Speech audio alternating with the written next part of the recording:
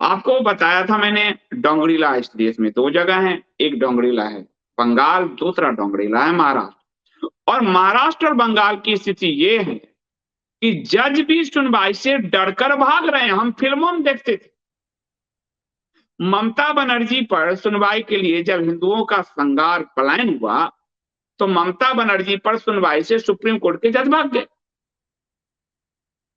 कि हम नहीं सुनेंगे। या तो वो डर गए या फिर उनके पक्ष में दिखे। अब महाराष्ट्र का जो मंत्री अनिल देशमुख, उस पर सुनवाई से भी हाईकोर्ट के 2 जज भाग गए। आपको लगता है कि ये न्यायपालिका आपके साथ कभी न्याय करेगी?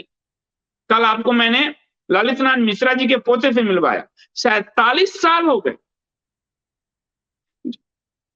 उनकी हत्या को, आज तक वो जांच चली रही, सुनवाई चली रही।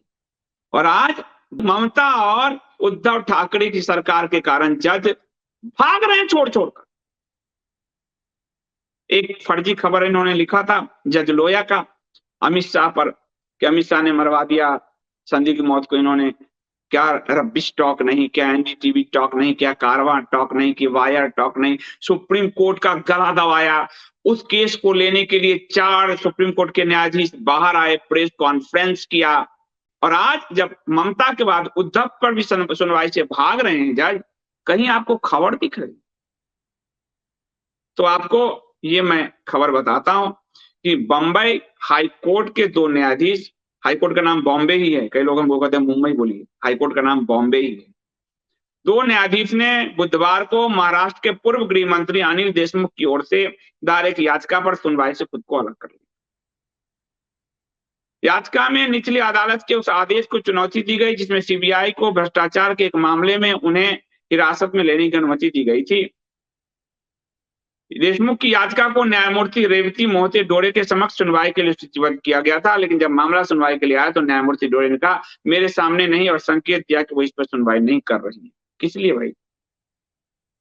क्या आपको शिवसेना की धमकी आई, शरद पवार की धमकी आई क्योंकि शरद पवार की पार्टी का है, या फिर शरद पवार के जो बोरा वाले तार हैं, वो बोरा वाले तार वहां से कराची उठ कहां से फोन आया, क्या आया? जज साहब आप बताइए, मेरे पास नहीं, क्यों नहीं?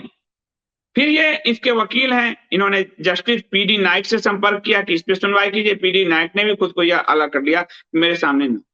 अब हाईकोर्ट के मुख्य न्यायाधीश इस मामले को किसी अन्य न्यायाधीश को सौंपेंगे। अब आप देखिए, ये शरद पवार की पार्टी का है अनिल देशमुख।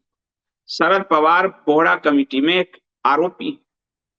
बोहरा कमेटी कहती है कि दाऊद के रिश्ते किन किन के साथ थे। आरोप शरद पवार पर भी लगा।